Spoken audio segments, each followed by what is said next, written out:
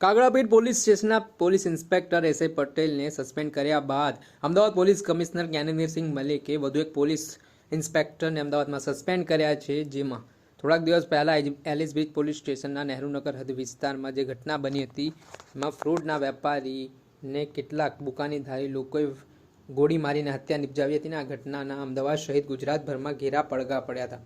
આ ઘટના બન્યા બાદ આરોપીઓની અમદાવાદ ક્રાઇમ બ્રાન્ચે ધરપકડ કરી હતી. તેમાં ચોંકાવનારા ખુલાસા થયા હતા. ત્યારે થોડાક દિવસ અગાઉ જે બધાજી મોદી જેમની ગોળી મારીને હત્યા કરવામાં આવી હતી, તેમના ઉપર છરી વડે જીવલેણ હુમલો પણ આરોપીઓ દ્વારા કરવામાં આવ્યો હોવાની વિગતો સામે આવી હતી.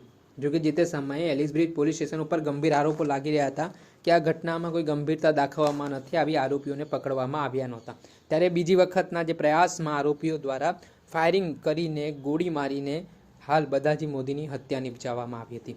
આ ઘટનાના પગલે અમદાવાદ પોલીસ કમિશનર જ્ઞાનેન્દ્રસિંહ મલિકે પત્રકાર પરિષદ યોજીને પત્રકારોના કેટલાક સવાલોના જવાબ આપ્યા હતા. અને જે એલિસ બ્રિજ પોલીસ સ્ટેશન હદ વિસ્તારમાં નહેરુનગરમાં જે ઘટના બની હતી, તેમાં ક્રાઇમ બ્રાન્ચે તો ગણતરીના કલાકોમાં ભેદ ઉકેલી નાખ્યો છે, પરંતુ ત્યાંના સ્થાનિક પોલીસ ઇન્સ્પેક્ટરોને સસ્પેન્ડ થવાનો વારો આવ્યો છે. તેમના સામે ફરજ પર બેદરકારી દાખવવા બદલ અમદાવાદ સીપી દ્વારા મહત્વનો નિર્ણય લેવામાં આવ્યો છે, જેમાં એલિસ બ્રિજના પોલીસ ઇન્સ્પેક્ટર બીડી જીલેરિયાને પણ સસ્પેન્ડ કરવામાં આવતા પોલીસ બેડામાં ખળબળાહટ મચી ગયો છે. ગઈકાલે આવી જ રીતે જ અલ્પેશ ઠાકોર નામના યુવાનની કાગડાપીઠ પોલીસે હદ વિસ્તારમાં ન્યૂ ક્લોથ માર્કેટ પાસે જે બુટલેગરો દ્વારા જાહેરમાં તલવારના ઘા ઝીંકીને હત્યા કરવામાં આવી હતી, તે ઘટનામાં પણ 10 દિવસ અગાઉ પોલીસના મામલે અરજી પણ પરિવારજનોએ આપી હતી અને કાર્યવાહીની માંગ કરી હતી. છતાં પણ કોઈ કાર્યવાહી ન થઈ હોવાના આરોપો છે પરિવારજનોએ લગાવ્યા હતા.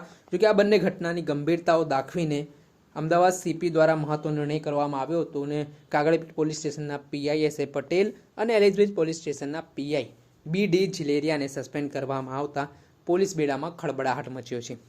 દર્શક મિત્રો, એન કવરેજ ન્યૂઝને આપ લાઇક કરો, સબસ્ક્રાઇબ કરો અને શેર કરવાનું ભૂલતા નહીં.